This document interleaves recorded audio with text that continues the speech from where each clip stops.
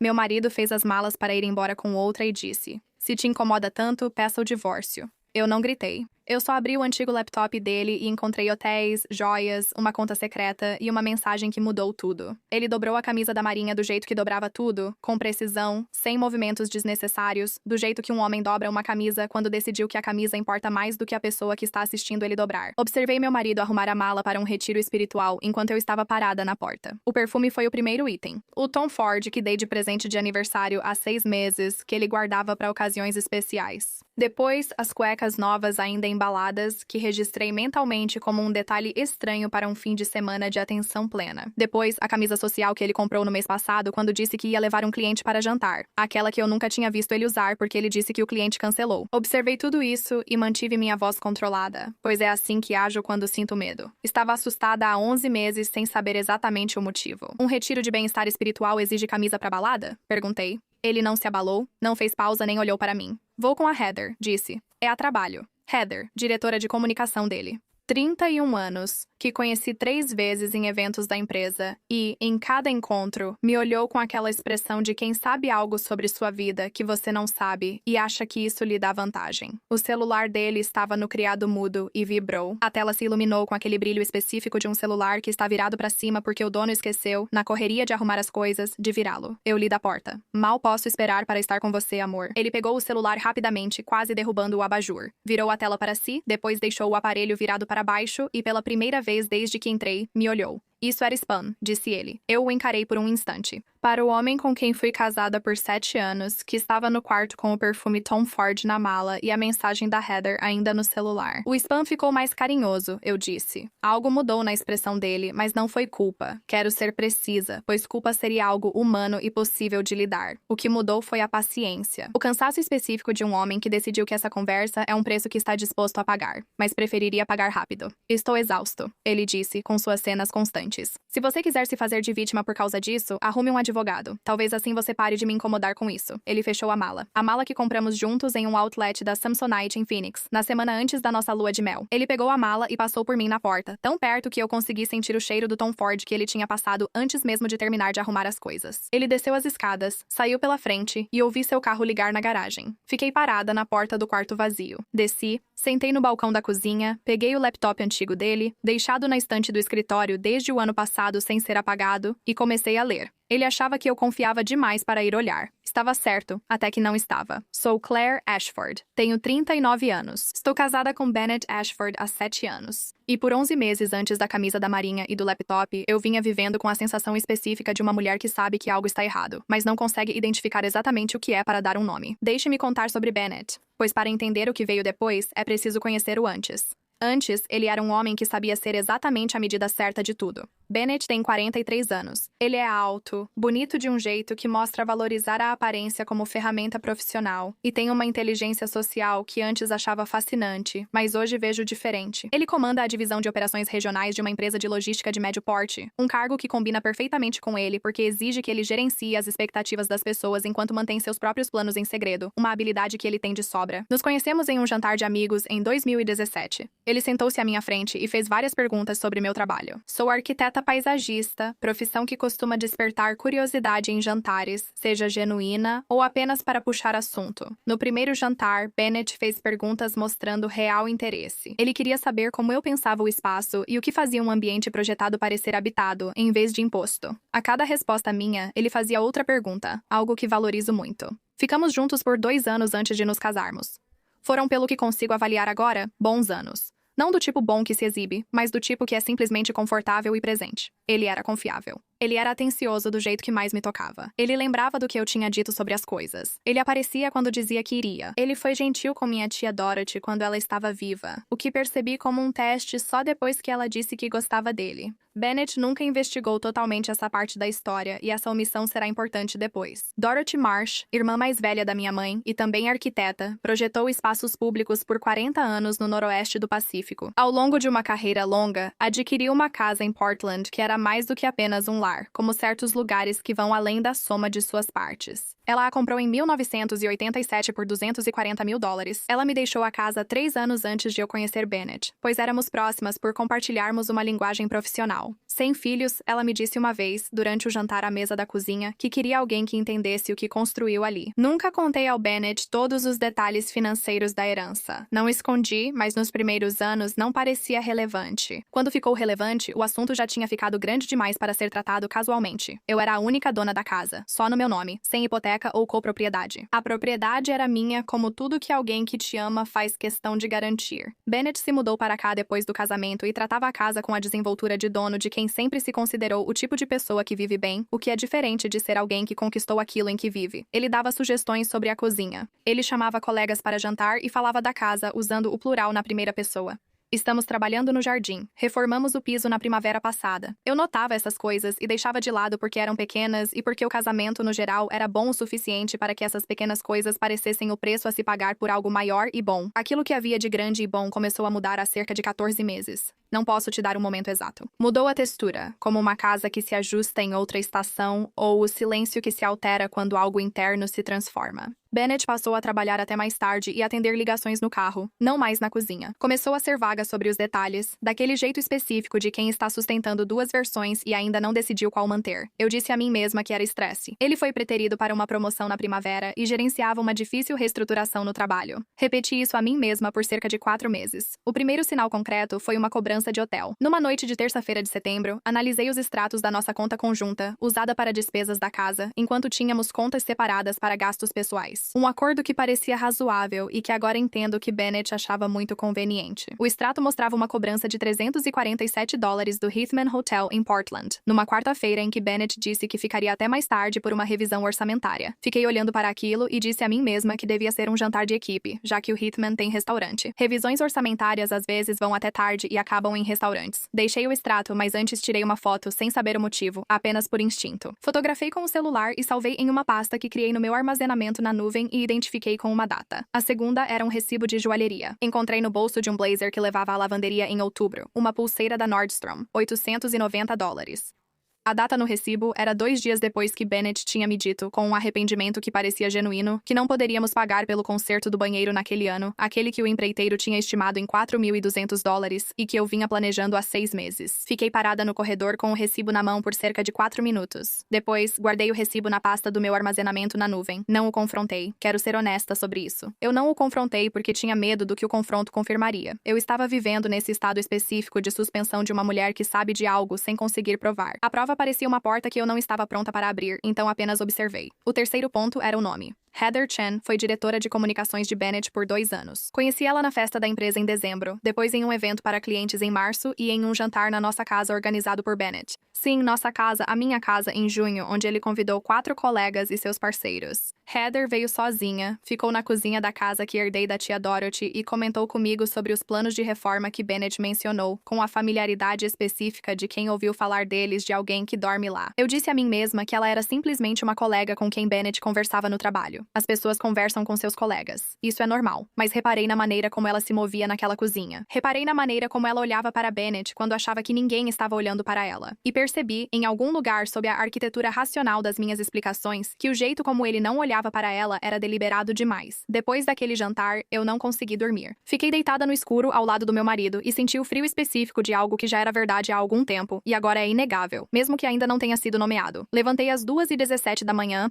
fui para a cozinha, sentei no balcão e passei um tempo pensando no que fazer. No fim, liguei para minha terapeuta de manhã. A doutora Renata Voss me acompanha há 4 anos. Psicóloga com registro profissional, especialista em dinâmicas de relacionamento e transições de vida. Ela não diz o que pensar, mas faz perguntas que te levam a refletir. Falei a ela minhas percepções. A cobrança do hotel, o recibo, o nome, a mudança de comportamento. Ela perguntou como sempre quando evito algo. O que você sabe? Respondi que sabia que havia algo errado, mas não sabia o quê. O que você está esperando? Fiquei pensando e disse. Acho que espero estar errada. Ela perguntou. O que custaria se você estiver certa? Olhei para a janela do consultório dela, para o cinza de novembro lá fora. Tudo o que eu achava que tinham sido os últimos 7 anos, eu disse. Ela não me ofereceu consolo, o que é uma das coisas que eu mais valorizo nela. Ela disse, quando você estiver pronta para descobrir, vai descobrir. Depois volte e veremos o próximo passo. Eu não estava pronta para esperar mais 6 semanas. Na noite da camisa azul marinho, Bennett pegou seu perfume Tom Ford e sugeriu que eu procurasse um advogado se isso me incomodasse.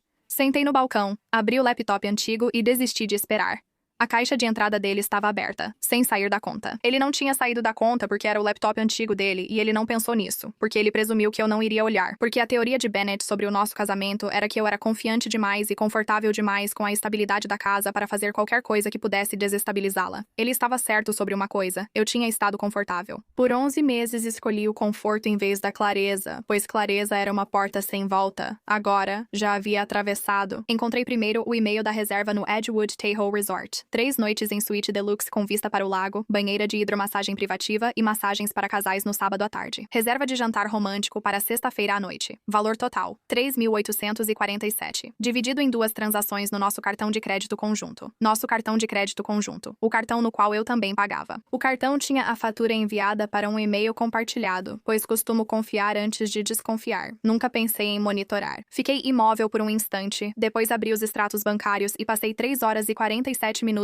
no laptop naquela noite. Sei porque vi a hora ao abrir, 9h22 da noite, e ao fechar, 1h09 da manhã. Sentei no balcão da cozinha com um copo de água intocado, enquanto montava um quadro que eu preferia não ter precisado montar. Cobranças de restaurante em almoços e jantares de dias úteis. Despesas de restaurante que um homem sozinho não teria, nem em quantidade, nem frequência. Despesas de hotel que eu nunca tinha visto antes, agora que eu estava procurando por elas. Pequenas o suficiente individualmente para não chamar a atenção de um olhar casual, mas consistentes o bastante no padrão para serem inconfundíveis quando você está prestando atenção. Heathman em setembro, Hotel Boutique no Pearl District em julho. Em agosto, um lugar em Cannon Beach cujo nome precisei pesquisar. Resort à beira-mar com quartos desde $420 por noite. Sou arquiteta paisagista e passo minha carreira analisando relações espaciais.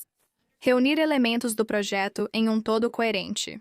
Nos extratos bancários, notei essa relação espacial clara. As transferências iniciaram há 11 meses, com valores pequenos no começo. $200 aqui, 300 ali. Transferências da nossa conta conjunta para uma conta desconhecida e não autorizada. Depois, valores ainda maiores. $800, $1.200, uma transferência de $2.400 em outubro, referente a uma semana em que Bennett disse que o trabalho estava difícil e precisava de espaço para processar. Calculei o total às 11h44 da noite, sentada na ilha da cozinha com a mão no balcão para impedir que ela fizesse algo indesejado. $31.600. $31.600 transferidos da nossa conta conjunta para uma conta que não tinha o meu nome ao longo de 11 meses, em valores calculados para ficar abaixo do limite que acionaria alertas automáticos. Ele tinha feito as contas. Ele tinha sido cuidadoso. Ele tinha sido paciente. Eu tinha confiado. Então eu encontrei as mensagens. Elas estavam em um e-mail secundário, não o principal dele onde chegavam as confirmações, mas um Gmail que achei porque ele fez login no antigo laptop e não saiu da conta. O gerenciador de senhas dele sincronizava entre dispositivos e preencheu as credenciais automaticamente ao clicar no favorito. A conta tinha sido criada para a Heather. Li de trás para frente a partir da mensagem mais recente daquela noite, da Heather para o Bennett.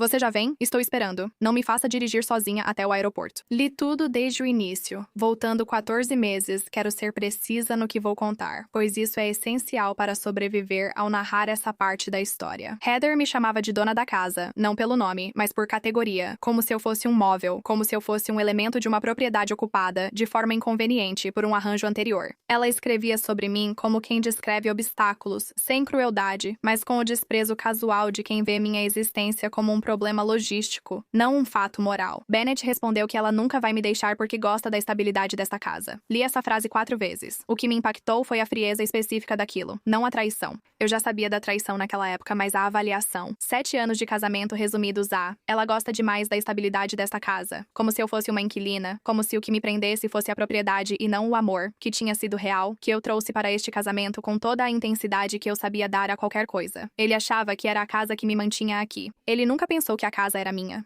Então veio a mensagem final, aquela que ficou comigo por muito tempo. Bennett para Heather, de 3 semanas antes. Quando juntar o suficiente na conta privada, vou sacar minha parte e deixá-la sem nada. Ela não verifica os extratos e confia totalmente. Vai ser tudo muito limpo. Li isso 2 vezes. Entendi algo que mudou tudo o que aconteceu antes. Não era só um caso, era um plano. Fechei o laptop a 1h09 e subi as escadas. Escovei os dentes, lavei o rosto e vesti meu pijama habitual, buscando conforto.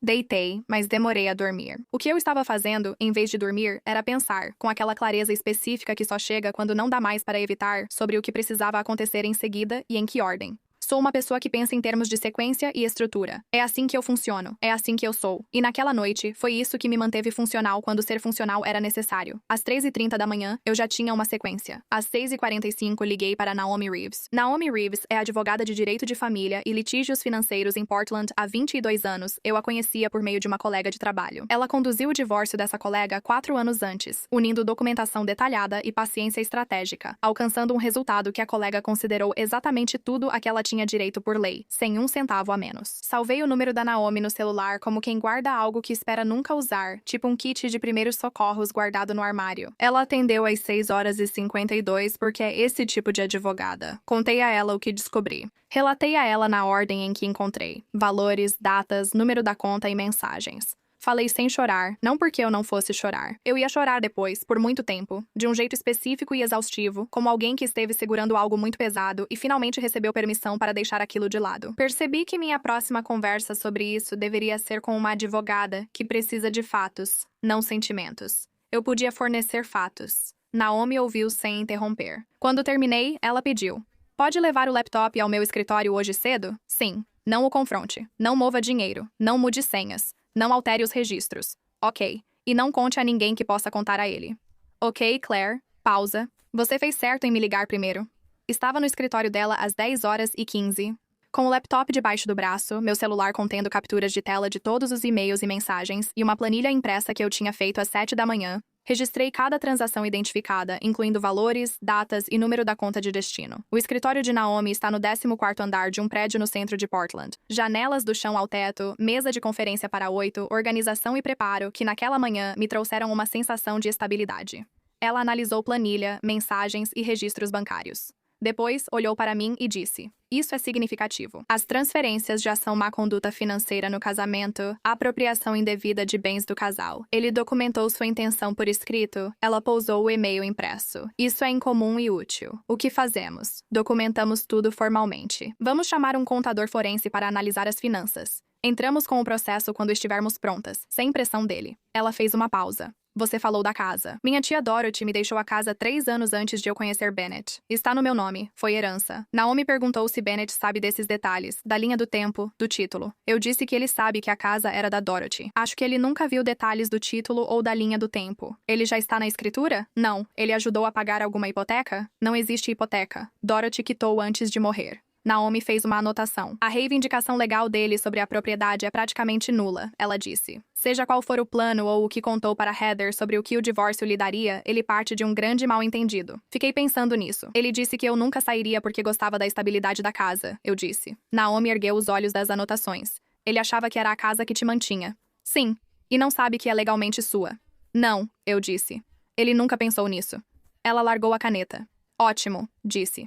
Vamos garantir que ele descubra isso na hora certa, mas não hoje. Quero te contar sobre os 11 dias entre aquela manhã no escritório da Naomi e o retorno do Bennett, porque foram nesses 11 dias que o trabalho aconteceu. E o trabalho é a parte da história que não sai tão bem na foto quanto os momentos dramáticos, mas é o que determina o significado desses momentos dramáticos. Na tarde em que vi Naomi, fui ao banco, abri uma conta só em meu nome e redirecionei meu salário. Tenho renda estável como arquiteta paisagista e uma clientela consistente construída em 10 anos, tudo indo para a nova conta. Minha contribuição para a conta conjunta foi ajustada para cobrir apenas o que era legitimamente minha parte das despesas domésticas que realmente tínhamos combinado juntas. Eu não esvaziei a conta conjunta. Não mexi em nada que não fosse meu. Naomi tinha sido clara sobre isso. Uma ação retaliatória complicaria a situação legal. Eu queria que tudo estivesse claro legalmente quando chegasse a hora. Fotografei todos os cômodos. Sem drama, só de forma sistemática, como ao documentar e manter um espaço que projetou. Os móveis, o jardim que redesenhei há 2 anos, o piso escolhido por mim, a cozinha renovada com o dinheiro da herança da Dorothy. Documentação.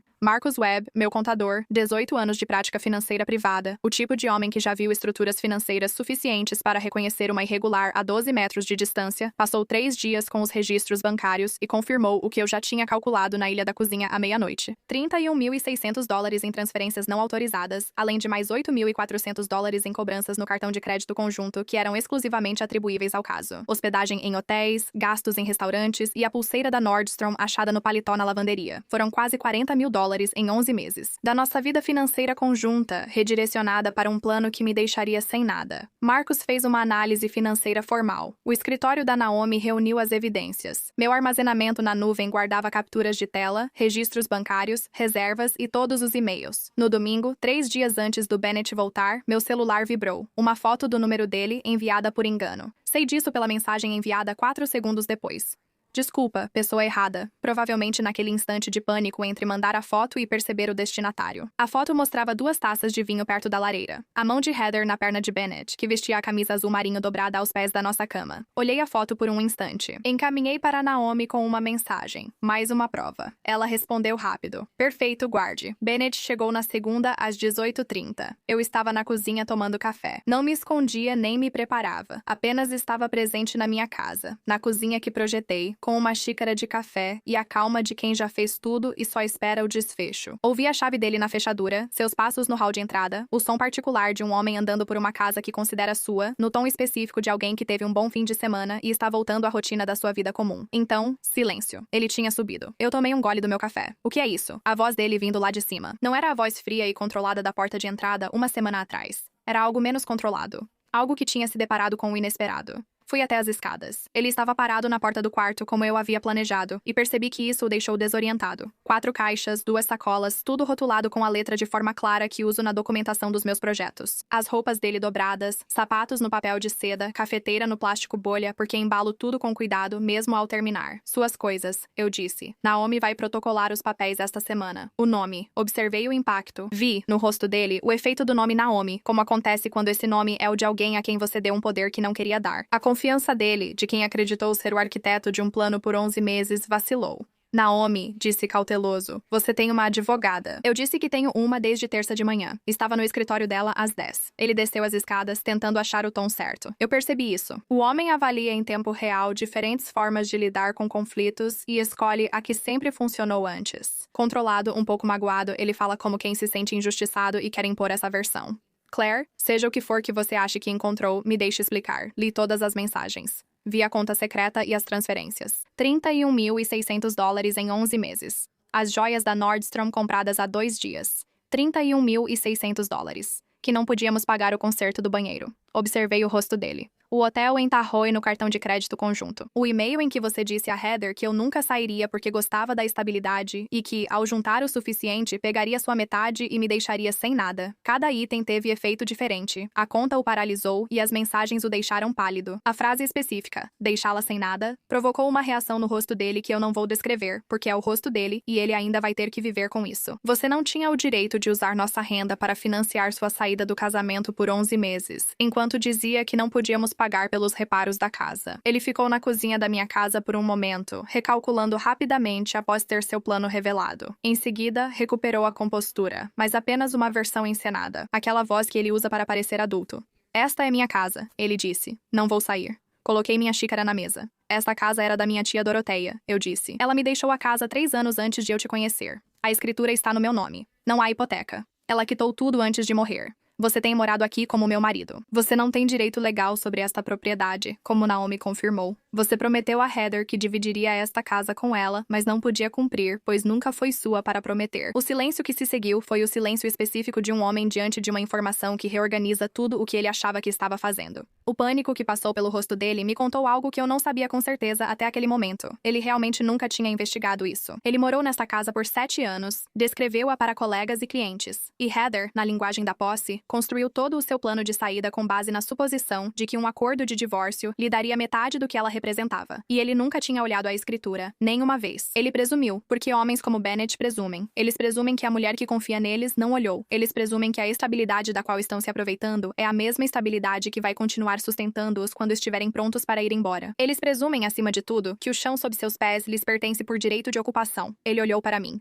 Pela primeira vez em 11 meses, talvez mais, eu reavaliava todo o casamento desde a base. Ele me olhou sem entender a versão que queria mostrar. Claire, o número da Naomi está no balcão, eu disse. Coordene com ela sobre as caixas. 4 meses depois, estávamos no tribunal de família do condado de Multnomah, sem Heather. Ela tinha deixado Bennett aproximadamente 6 semanas depois do fim de semana em Tahoe, o que Naomi havia previsto com a precisão objetiva de alguém que já viu situações assim o suficiente para saber como elas terminam. O plano de fuga, a conta secreta, o dinheiro guardado e a promessa da casa que nem era dele só dependiam de um acordo de divórcio que desse a Bennett algo relevante para negociar. Ao perceber que a casa não fazia parte do acordo, que a metade que Bennett planejava retirar estava sendo tratada como desvio de bens do casal e não como patrimônio legítimo, e que a promessa recebida era baseada em uma suposição não verificada, Heather tomou uma decisão prática. Ela o deixou, não de forma cruel, apenas de forma prática, o que é, de certa forma, o tipo de saída mais esclarecedora. Naomi apresentou as provas na ordem específica que ela havia planejado para garantir o máximo de clareza. Primeiro, os registros bancários,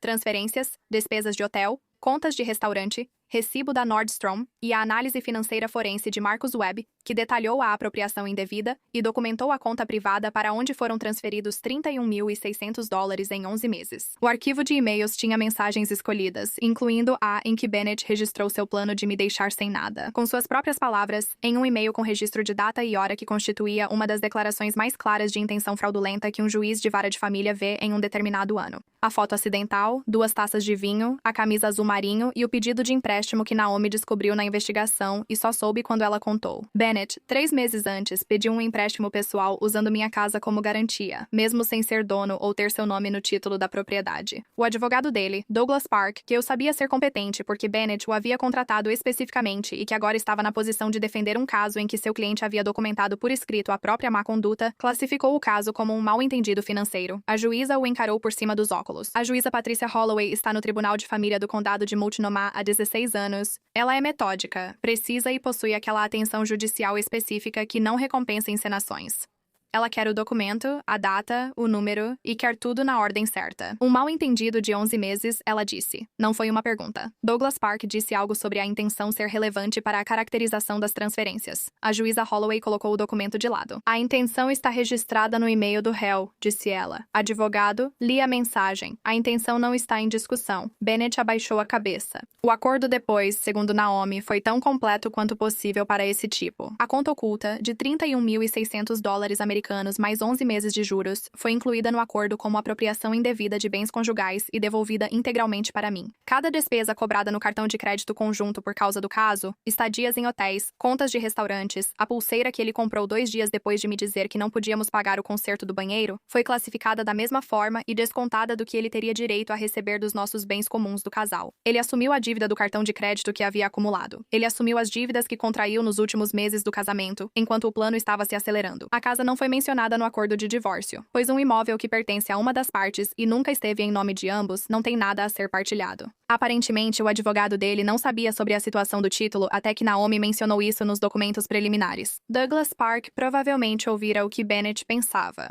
A casa era o principal bem do casamento, a base do acordo e garantia da viabilidade financeira. Ao descobrir a verdade 3 semanas antes da audiência, uma fonte não identificada disse que a reunião entre Bennett e seu advogado foi difícil.